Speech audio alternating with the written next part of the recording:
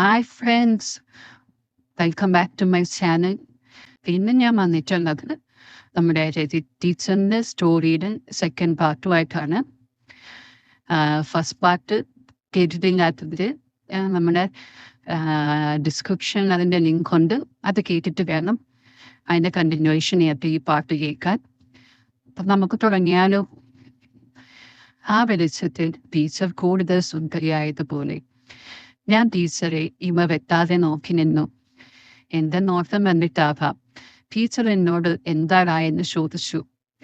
ഒന്നുമില്ലെന്ന് പറഞ്ഞു ഒഴിയാൻ നിന്ന് എന്റെ മുന്നിലേക്ക് ടീച്ചർ കയറി നിന്നുകൊണ്ട് പറഞ്ഞിട്ട് പോയാൽ മതി എന്ന് പറഞ്ഞു.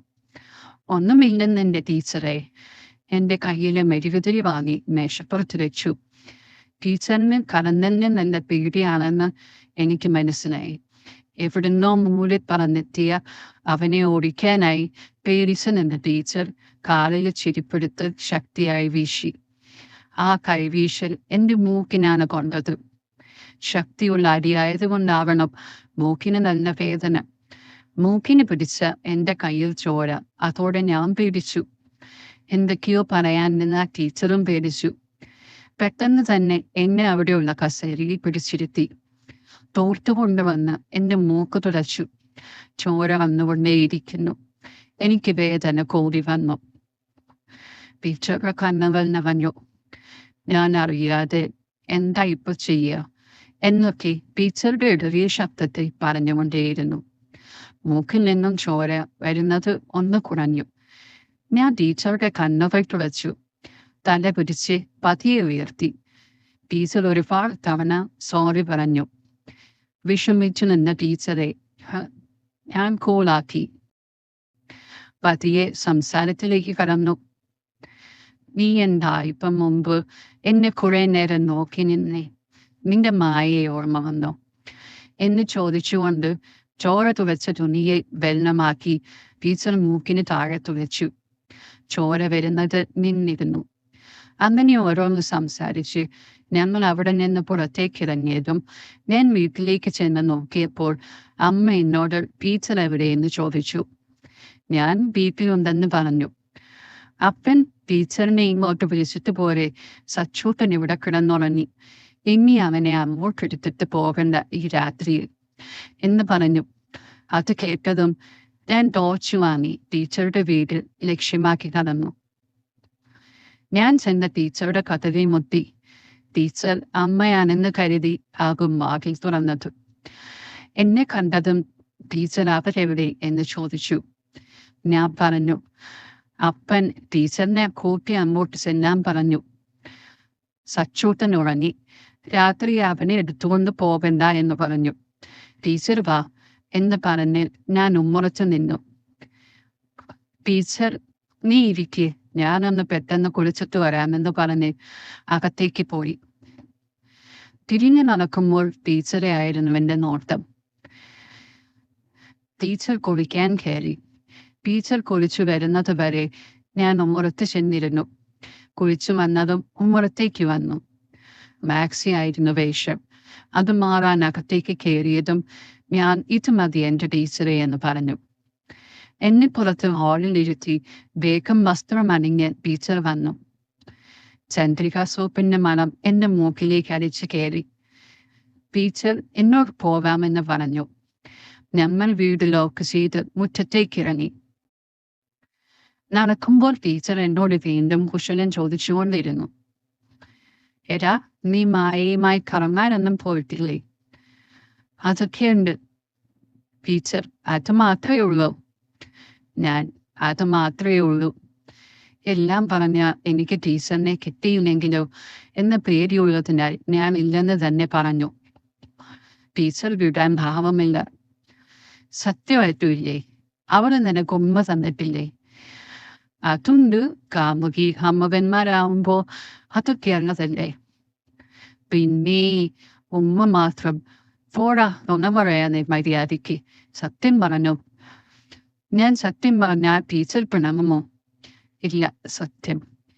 എന്നാൽ ഞാൻ പറയാമെന്ന് പറഞ്ഞു. അപ്പോഴേക്കും ഞങ്ങൾ വീടെത്തിയിരുന്നു. വീട്ടിലേക്ക് കയറിയതും ടീച്ചർ ഞാൻ കുളിക്കാൻ കയറി, അതാ വൈകി എന്ന് പറഞ്ഞു. എനിക്ക് തോന്നി എന്ന് അമ്മച്ചി പറഞ്ഞു. ഞാൻ പോയി കുളിച്ച് തിരിച്ച് റൂമിലേക്ക് വന്നപ്പോൾ ടീച്ചറും അമ്മയും റൂമിലുണ്ട്. ഞാൻ അവരോട് ഇരുന്നു കൊള്ളാൻ പറഞ്ഞു. മുണ്ടെടുത്ത് അടുത്ത റൂമിലേക്ക് ചെന്ന് മാറ്റി.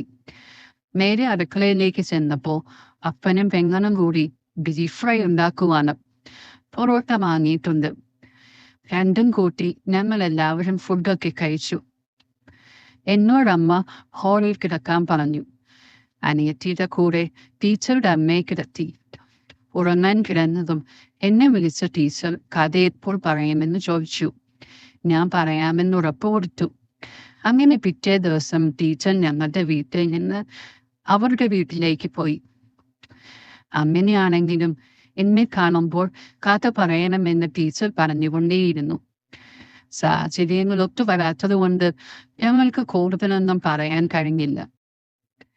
അങ്ങനെ ഇരിക്കുമ്പോഴാണ് ദാസേട്ടന്റെ വലിയച്ഛൻ ഇടുക്കിയിൽ മരിക്കുന്നത്. അവിടുന്ന് ഫോൺ വന്നതും ടീച്ചർ സ്കൂളിൽ നിന്ന് വന്നു. എല്ലാവരും കൂടെ പോകാമെന്ന് തീരുമാനമെടുത്തപ്പോഴാണ് മോനുമായി അത്രയും നേരം കാറിൽ പോകുന്നത് അമ്മ എതിർത്തത്. കുട്ടിക്ക് ചെറിയ ജലദോഷമുള്ളത് കൊണ്ട് കൂടിയാണ്. അങ്ങനെ പുറത്തു പോയിരുന്ന എന്നെയും അപ്പനെയും അമ്മ വിളിച്ചുവരുത്തി. അപ്പന് എന്തോ മീറ്റിംഗ് ഉള്ളത് കൊണ്ട് എന്നോട് കൂടെ പോകാൻ പറഞ്ഞു അപ്പൻ. അപ്പന്റെ ATM കാർഡ് എന്നെ ഏൽപ്പിച്ചു. മോനെയും അമ്മയെയും ഞങ്ങളുടെ വീട്ടിലാക്കി ഞാനും ടീച്ചറും കാറുമായി ഇറങ്ങി. ദാസേട്ടൻ വിളിച്ചുകൊണ്ടേയിരുന്നു. കാരണം ദാസേട്ടന്റെ അപ്പനും അമ്മയും മരിച്ച ശേഷം വലിയച്ഛനാണ് എല്ലാം. അത് ടീച്ചർക്കും നന്നായി അറിയാമായിരുന്നു. അങ്ങനെ ഏകദേശം 3 മണിക്കൂർ കൊണ്ട് ഞങ്ങൾ അവിടെ എത്തി. ആളുകൾ വന്നു പോയിക്കൊണ്ടേയിരുന്നു. ടീച്ചറെ കണ്ടതും എല്ലാവരും കൂടെ കൂട്ടക്കരച്ചിലായി. വൈകിട്ട് ഒരു 6 മണിയാകുമ്പോഴാണ് ശവമെടുത്തത്. അത്രയും നേരം വൈകുമെന്ന് ടീച്ചറും ഞാനും കരുതിയില്ല. അവിടെ വല്യമ്മയുടെ കയ്യിൽ കുറച്ച് പൈസ കൊടുത്തേൽപ്പിച്ച് ഞങ്ങൾ ഇറങ്ങാൻ നിന്നപ്പോൾ അവർ സമ്മതിച്ചില്ല. അങ്ങനെ ഞങ്ങൾ അവിടെ നിന്ന് നിൽക്കാമെന്ന് വിചാരിച്ചു. താഴെ വീട്ടിൽ, അതായത് ദാസേട്ടന്റെ വീട് വൃത്തിയാക്കിയിട്ടതാണ് എന്ന് പറഞ്ഞ് കീ കൂടെ തന്നു. ഞങ്ങൾ അങ്ങോട്ട് പോകുമ്പോൾ വലിയച്ഛന്റെ മോനും കൂടെ വന്നു. ശരത് എന്നാണ് അവന്റെ പേര്. ഡോർ തുറന്നു തന്നു. ടീച്ചർ അകത്ത് കയറി. ഞാനും അവനും കൂടെ വർത്തമാനം പറഞ്ഞിരിക്കുമ്പോൾ ടീച്ചർ കുളിച്ച് പുറത്തേക്ക് വന്നു. തോർത്ത് എനിക്ക് തന്നിട്ട് കുളിക്കാൻ പറഞ്ഞു. അവനും ടീച്ചറും വർത്തമാനം പറഞ്ഞു നിൽക്കുമ്പോൾ ഞാൻ കുളിക്കാൻ പോയി. തിരിച്ചു വന്ന ഞങ്ങൾ ഒന്നിച്ചു മുകളിലേക്ക് ചെന്നു. അടുത്ത വീട്ടിൽ നിന്നും ഭക്ഷണം ഉണ്ടാക്കി കൊണ്ടുവന്നിരുന്നു. ശരത്ത് എന്നെ സ്വകാര്യമായി വന്ന് വിളിച്ചു. കഴിക്കാനാണ് വിളിച്ചത്. ഞാൻ കഴിക്കില്ലെന്ന് പറഞ്ഞു. അവനത് കേട്ടതും അങ്ങോട്ട് പോയി. ഞാൻ വല്യച്ഛന്റെ വീടിന്റെ ഉമ്മറത്തിരുന്നു. തണുത്ത കാറ്റ് വീശുന്നുണ്ട്. ടീച്ചർ എനിക്ക് ചോറുമായി വന്നു. വിളമ്പി തന്നു. ഉറങ്ങാൻ അയാൾ താഴേക്ക് പൊയ്ക്കൊള്ളാൻ പറഞ്ഞു. അത് കേട്ടപ്പോൾ ഞാൻ ടീച്ചർ വരില്ലെന്നാണ് വിചാരിച്ചത്. പക്ഷേ ഞാൻ ഉറങ്ങാൻ നേരത്ത് ടീച്ചറും ശരത്തിന്റെ മോനും വന്നു. കുളിക്കാനുള്ള ചൂടുവെള്ളവുമായി നമ്മൾ താഴേക്ക് നടന്നു. ടീച്ചറും മോനും അകത്ത് മുറിയിൽ കിടന്നു. ഞാൻ ഹാളിലെ കട്ടിലിൽ കിടന്നതും ഉറങ്ങിപ്പോയി. രാവിലെ 5 മണിക്ക് ടീച്ചർ എന്നെ വിളിച്ചേൽപ്പിച്ചു. യാത്ര പറഞ്ഞിറങ്ങുന്നതിന് മുൻപ് മുറിയെല്ലാം വൃത്തിയാക്കി. ശരത്തിന്റെ മോനെയും കൂട്ടി മുകളിലേക്ക് ചെന്നതും യാത്ര പറഞ്ഞ് ഞങ്ങൾ ഇറങ്ങി. ചായ കുടിക്കാൻ നിർബന്ധിച്ചെങ്കിലും ഞങ്ങൾ നിന്നില്ല. പോകുന്ന വഴിക്ക് കുടിച്ചുകൊള്ളാമെന്നും പറഞ്ഞു. ശരത്തിനോട് ഒരു ദിവസം എല്ലാവരെയും കൂട്ടി വരാൻ പറഞ്ഞു. ഞാൻ സന്തോഷത്തോടെ യാത്ര പറഞ്ഞു. അവിടെ നിന്ന് തിരിച്ചു വരുമ്പോൾ ടീച്ചർ എന്നോട് മായയുമായുള്ള ബന്ധമെല്ലാം എന്നെ കൊണ്ട് പറയിപ്പിച്ചു. എല്ലാം കേട്ടിട്ട് ടീച്ചർ എന്നോട് നീ കന്യനായിരുന്നില്ലേ എന്ന് പറഞ്ഞ് കളിയാക്കി. എന്റെ എല്ലാ ദിവസത്തെ കാര്യങ്ങളും ഞാൻ ടീച്ചറുടെ അടുത്ത് പറഞ്ഞിരുന്നു. അതുകൊണ്ട് തന്നെ ടീച്ചർ എന്റെ എല്ലാ കാര്യങ്ങളിലും ഇടപെട്ടു. അതിനുള്ള സമ്മതം വീട്ടുകാരും കൊടുത്തിരുന്നു. അങ്ങനെ എൻ്റെ അവസാന വർഷത്തെ ക്ലാസ്സിൽ ആവറേജ് ആയിരുന്ന ഞാൻ പതിയെ മുൻപന്തിയിലേക്ക് എത്താൻ തുടങ്ങി. അങ്ങനെ ഇരിക്കെയാണ് ക്ലാസ്സിലേക്ക് മായ തിരിച്ചു വന്നത്. അതെന്നെ കൂടുതൽ അസ്വസ്ഥനാക്കി. ഞാനത് ടീച്ചറോട് പറഞ്ഞു. ടീച്ചർ എന്നെ ശാന്തനായി കേട്ട ശേഷം അവൾ പുതിയ ഒരാളായി കണ്ടാൽ മതിയെന്ന് പറഞ്ഞു. എന്നെ സമാധാനിപ്പിച്ചെങ്കിലും എനിക്കതിന് സാധിച്ചില്ല എന്നതാണ് സത്യം. അന്ന് ക്ലാസ്സിൽ പോകുമ്പോൾ മായയുണ്ടായിരുന്നെങ്കിലും അവൾക്ക് മുഖം കൊടുക്കാതെ ഞാൻ ഒഴിഞ്ഞു മാറി നടന്നു. എന്റെ കൂട്ടുകാരും അവളെ എന്നിൽ നിന്ന് അകറ്റി തന്നെ നിർത്തി. കാരണം അവർക്കറിയാമായിരുന്നു ഞാൻ എന്തുമാത്രം അവളെ സ്നേഹിച്ചിരുന്നുവെന്ന്. മായയ്ക്ക് എന്നോട് സംസാരിക്കാനുണ്ടെന്ന് അവളുടെ ഫ്രണ്ട് വഴി എന്നെ അറിയിച്ചു. ഞാനും എൻ്റെ ഒരു സുഹൃത്തും കൂടിയാണ് ആ ഒഴിഞ്ഞു കിടക്കുന്ന ക്ലാസ്സിലേക്ക് ചെന്നത്. മായ കല്യാണം കഴിഞ്ഞതും ഒന്നുകൂടെ കൊഴുത്തിരിക്കുന്നു. എൻ്റെ കൂട്ടുകാരനെ കണ്ടതും അവൻ എന്നോട് പൊട്ടിത്തെറിച്ചു. നിനക്കെന്താ എന്നോട് സംസാരിക്കാൻ ഒറ്റയ്ക്ക് വന്നാൽ? അവളുടെ ശബ്ദം ഉയർന്നതും അവൻ പുറത്തുണ്ടാകുമെന്ന് പറഞ്ഞു പോയി. പിന്നെ അവളെ ഞാൻ ഒഴിഞ്ഞു നടക്കുന്നത് ഭീരുവായതുകൊണ്ടാണ് എന്നൊക്കെ പറഞ്ഞ് അവളുടെ വക ക്ലാസ്സും. ഞാൻ എല്ലാം കേട്ട് നിന്നിട്ട് അവളോടൊന്നും മിണ്ടാതെ ഇറങ്ങിപ്പോന്നു എന്ന് നിങ്ങൾ കരുതരുത്.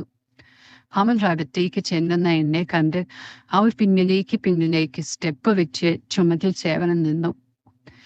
ആ ഭാഗത്തേക്ക് ആരും വരില്ലെന്നുറപ്പുള്ളത് കൊണ്ടാകാം ഞാൻ അവളെ ആ ചുമരിലേക്ക് ചേർത്ത് നിർത്തി ഒന്ന് പൊട്ടിച്ചു. അവളെ എന്റെ നെഞ്ചിലേക്ക് ചേർത്ത് പിടിച്ച് അവളുടെ ചെവിയിൽ പറഞ്ഞു, പെണ്ണാകെ കൊഴുത്തിരിക്കുന്നു. അവളുടെ കണ്ണുകൾ നിറഞ്ഞൊഴുകി. അവൾ എന്നെ തള്ളി മാറ്റി പുറത്തേക്ക് ഓടി. ഒരാവേശത്തിന് ചെയ്തു പോയതാണെങ്കിലും അന്നത്തോടെ പഠിപ്പ് മുടങ്ങി എന്നാണ് ഞാൻ കരുതിയത്. പുറത്തേക്ക് വന്ന ഞാൻ എൻ്റെ ഫ്രണ്ടിനെ അവിടെ നോക്കി. അവനെ കണ്ടില്ല. ഞാൻ ക്ലാസ്സിലേക്ക് ചെന്ന് നോക്കുമ്പോൾ മായ ബാഗും എടുത്ത് പുറത്തേക്ക് നടക്കുന്നു. പിന്നാലെ ഓടിച്ചെന്ന് അവളോട് സോറി പറയണമെന്നുണ്ടായിരുന്നെങ്കിലും അവളുടെ പ്രതികരണം എങ്ങനെയാകുമെന്നറിയാത്തതുകൊണ്ട് ഞാൻ പിന്മാറി. അതുമാത്രമല്ല, അവളെങ്ങാനും കംപ്ലൈന്റ് ചെയ്താൽ ആകെ പുലിവാലാകുമെന്ന പേടി കൂടി ഉണ്ടായിരുന്നു എനിക്ക്. അന്ന് വൈകിട്ട് ഈ കാര്യം എനിക്ക് ടീച്ചറോട് പറയാൻ കഴിഞ്ഞില്ല. പിന്നീടുള്ള 2 ദിവസം മായ ക്ലാസ്സിലേക്ക് വന്നില്ല. എന്താണ് കാര്യമെന്നറിയാതെ ഞാനും ആകെ വിഷമിച്ചു.